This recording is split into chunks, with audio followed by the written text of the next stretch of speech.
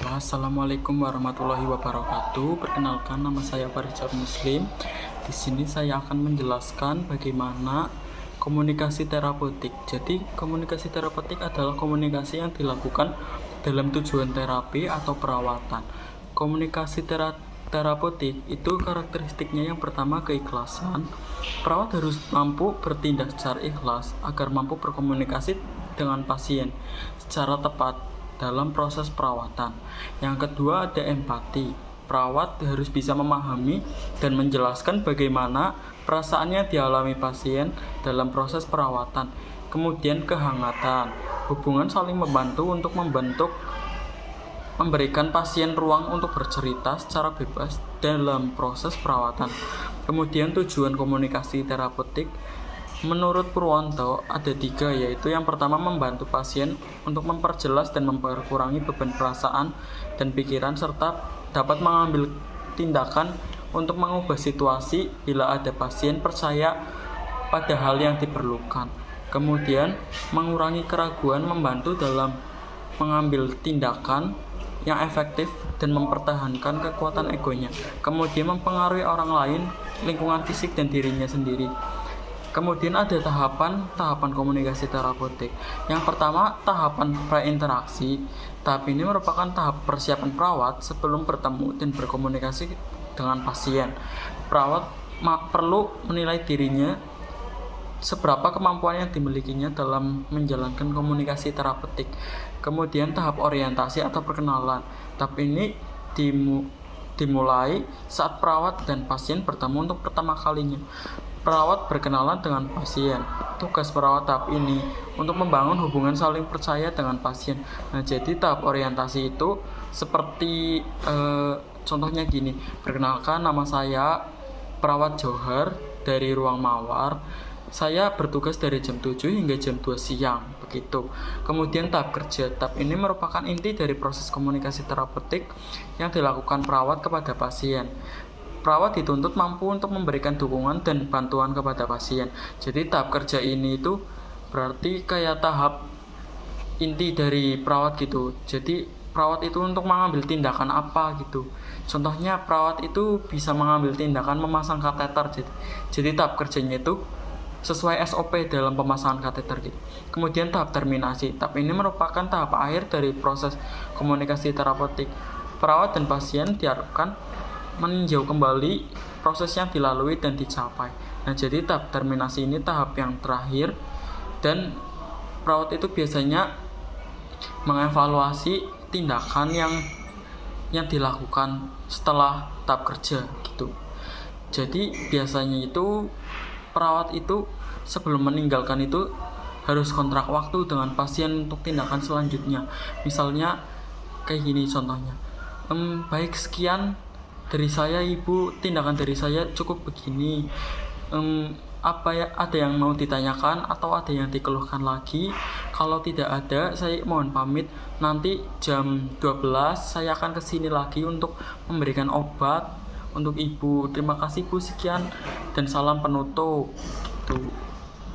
Baik, penjelasan tentang komunikasi terapeutik sudah saya berikan. Silahkan langsung saja lanjut untuk ke video komunikasi terapeutik. Silahkan menonton. Perkenalkan, nama saya Farizal Muslim. Di sini saya akan mendemonstrasikan bagaimana cara berkomunikasi terapeutik. Selamat siang Bapak, perkenalkan saya perawat Farizal Muslim dengan Bapak Chandra, apakah betul? Ya, betul. Baik Pak, kedatangan saya di sini saya akan melakukan pendidikan promosi kesehatan kepada Bapak, yaitu kontrol gula darah dengan si manis ya Pak ya. Ya. Untuk waktu itu sekitar 10-15 menit, apakah Bapak bersedia? Ya, bersedia. Baik, saya mulai ya Pak. Sebelumnya Bapak tahu nggak diabetes itu apa? Tahu saya diabetes itu karena kebanyakan makan gula-gula, Pak. Oh baik, betul Pak. Diabetes itu sebenarnya itu merupakan penyakit apa ya? Kayak kadar gula darahnya Bapak itu meningkat Pak.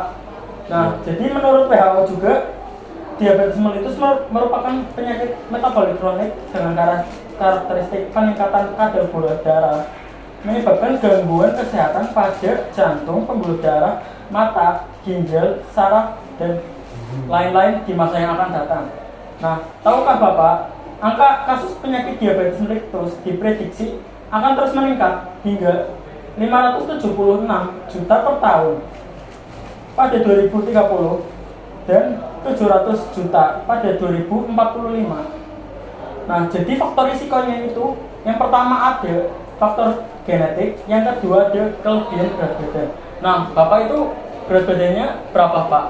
Saya 93. Oh, kalau 93 menurut saya itu resiko sekali ya Pak untuk terkena diabetes ya Pak. Apalagi kan IMT Bapak itu pasti kalau dihitung itu lebih dari 25 ya Pak ya. Yang ketiga itu kurangnya aktivitas fisik. Bapak itu biasanya kalau setiap hari itu aktivitasnya apa aja Pak? Saya terlalu banyak tidur sih Pak. Waduh, sulit ya Pak ya untuk mencegah diabetes ya Pak. Oh iya. Nah, jadi aktivitas fisik itu harus ditingkatkan ya Pak ya untuk mencegah terjadinya gula darah ataupun diabetes ya Pak.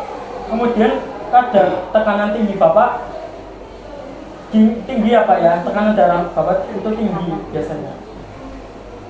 Tekanan darah Bapak itu terakhir diperiksa itu berapa Pak? 140 Pak. Itu sekitar kapan Pak? Kemarin. Waduh, tinggi sekali ya Pak ya.